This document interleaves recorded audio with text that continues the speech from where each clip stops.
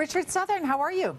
I am well. How are you doing on this rainy Tuesday? It's kind of gross, isn't it? It's gloomy and gross. I'll be glad when this day is done. We should have called in sick today or something. It's a good day to call in sick, isn't it? I'd love to chat for longer, but I've already been told I'm not allowed to go long and chit-chat with you. So let's get right to the big story of the day. This U.S. slapping really big trade tariffs on Canadian lumber. This is affecting major market impact as well. Loonie's tanking? Yeah, the Loonie, about a 14-month low for the Canadian dollar today, Avery, amid this growing trade dispute between the U.S. and Canada. So the Canadian dollar down 29,100, 73.72 cents U.S. Did finish off the lowest levels, but it's been steadily falling, down about 1.1 cents over the past 4 weeks or so. The worry is that this trade dispute's going to get even worse. Trump now talking about tariffs not only on lumber but on dairy as well. And the Loonie also falling because this all sets the stage for tense negotiations when it comes to NAFTA, and those talks are coming up soon, Avery. All right, well, I don't know how effective this is going to be, but the Canadian government has said that it's going to fight back against lumber tariffs. It is. Canadian government going to do what they can legally to try and sort of stop this and turn it around. Interestingly enough, the lumber stocks on Bay Street today, they actually went higher. West Fraser Timber, the biggest name in the Canadian lumber space, its stock was up 8.75%, a big gain. Canfor, another company in the sector, up 7.8%. The tariffs actually weren't as big as some analysts had worried they might be. Some were thinking we'd see a 40% tariff. We got a 20% one.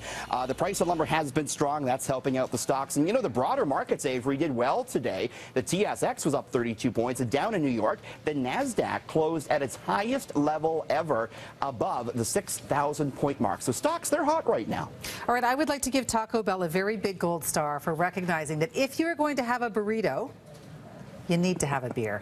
I think you do. Beer and burritos go together very nicely. So Taco Bell, they are going to be bringing beer to Canadian restaurants. Not all of them, but a number of Taco Bells here in Toronto have applied for liquor licenses. I talked to the general manager of Taco Bell today.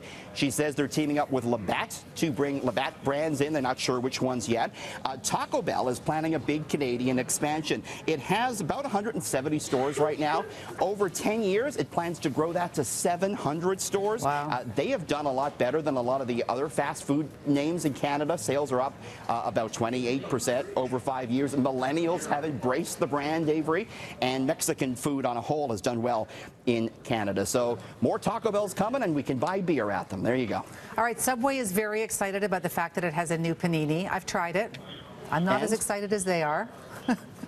Yeah, it's not a big change, is it, really? And, we talked last week, Avery, about, Subway facing some softer sales in Canada. So this is one of the things they're trying to do, menu innovation. And what we're looking at here, this is Yonge Dundas Square today. Subway holding a little, free truck to show off its new paninis. These sandwiches are going to be on its menus right across Canada. There's 5 to choose from. And, Subway's hoping that this new menu innovation will help boost sales. The company also rolling out a new look. There'll be a new logo and new uniforms in the stores as well. All right, so this is absolutely disgusting. McCain Foods is having to recall its hash browns, those frozen hash browns, which taste really good, because of something that's inside that I can't even for the life of me figure out how that could ever get inside there. I could not believe this one today. So it's the hole-in-one you don't want. One in your teeth.